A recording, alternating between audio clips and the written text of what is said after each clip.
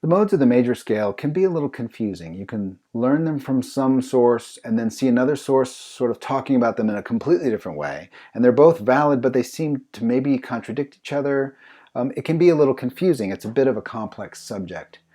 And if you just learn them as scales,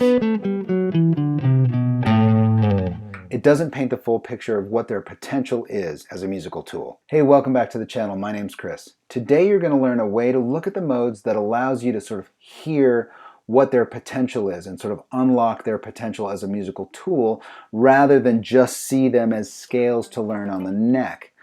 Hearing the modes, like really understanding what kind of mood they create, is the key to knowing them. And we're going to use a different approach by building chords from the modes. So if you've seen my video on harmonizing scales, you'll understand what we're about to do.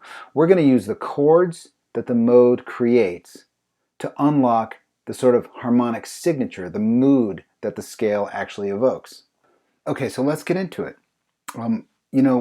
You can't really own a mode or a scale until you understand what the harmonic signature is, what its personality is. I can play a couple of modes for you here as an example. We'll do two of them, Dorian and Aeolian, both centered around A here. And just sort of check this out. Here's Dorian. And here's Aeolian. So can you hear the difference?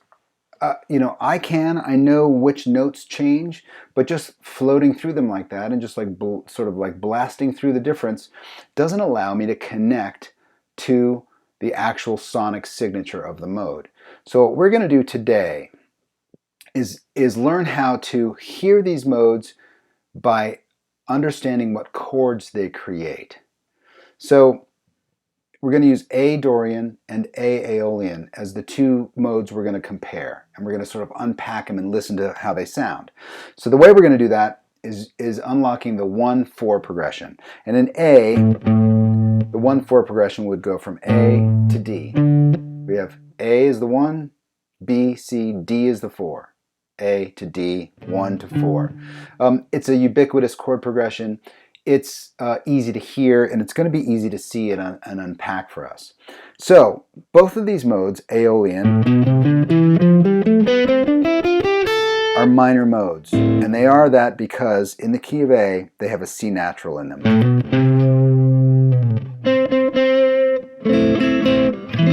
So both of these chord progressions are going to have a minor 1.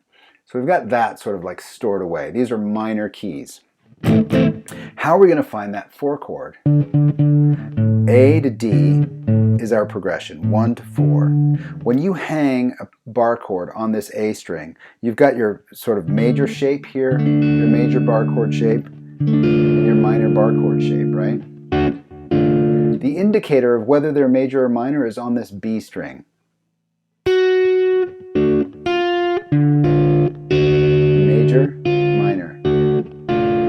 All we have to do now is play through the scale and watch when we hit that B string and see what it says. So we'll start with Dorian. Here it is. Here comes the B string.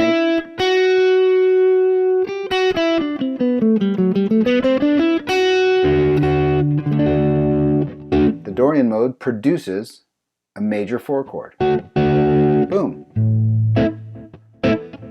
Now we know. We've got a 1-4 progression built off the Dorian mode. Here it comes.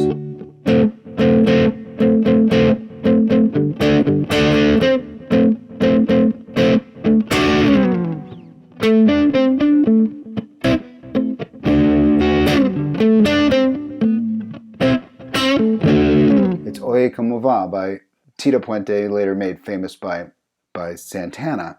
It's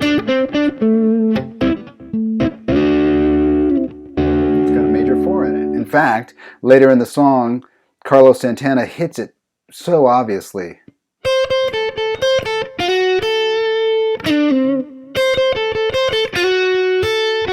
There's no way that could be this. Right?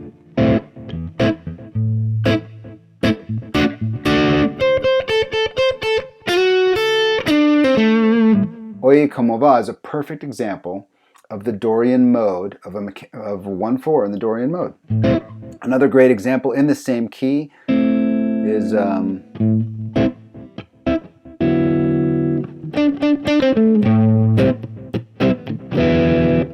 you'll see that this is not a major chord, but this is Carole King's Too Late Baby, by the way.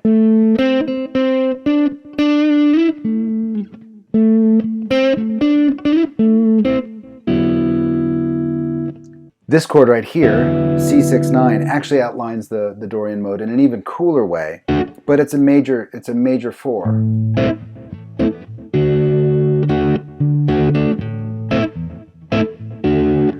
But the actual chord that they play in that song is this A minor 7 to C6-9. And if you look at the Dorian mode,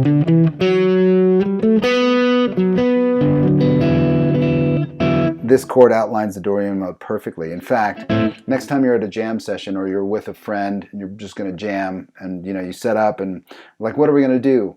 I challenge you to just do this.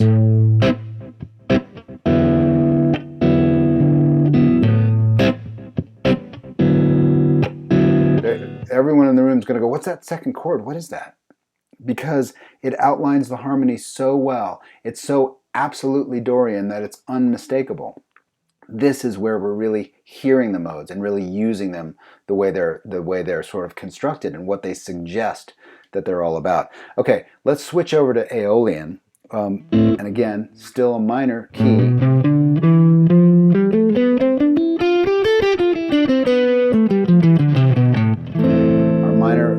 Our 1 chord is still going to be minor, but now let's watch that B string as we play the scale.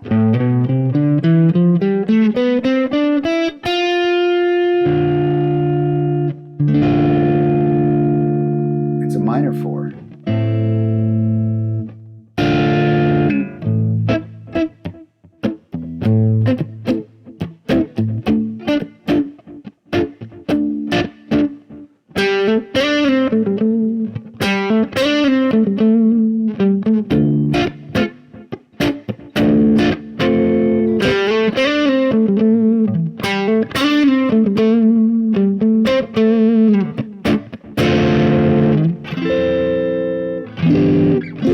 Miss You by the Stones.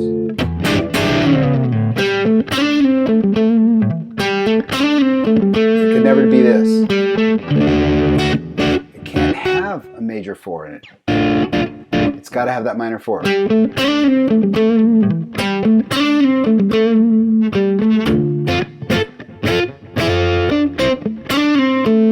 Right? It's got to have that 4.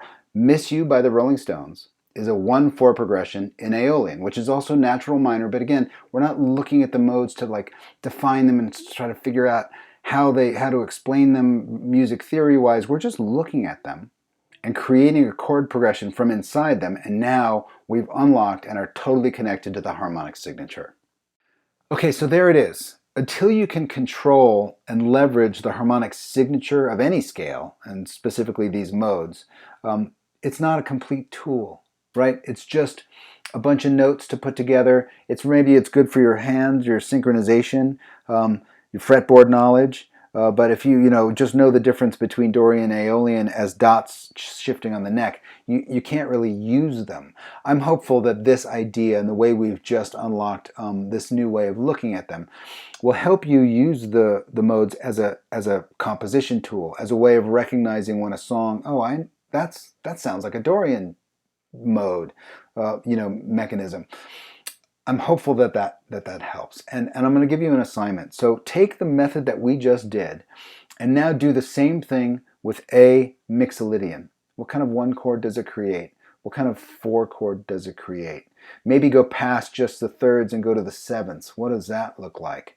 I've tabbed out the scales for this exercise as well as a Mixolydian. Those are on my Patreon page, linked in the description below. Go over there and grab those if you want some more context. I really appreciate the support.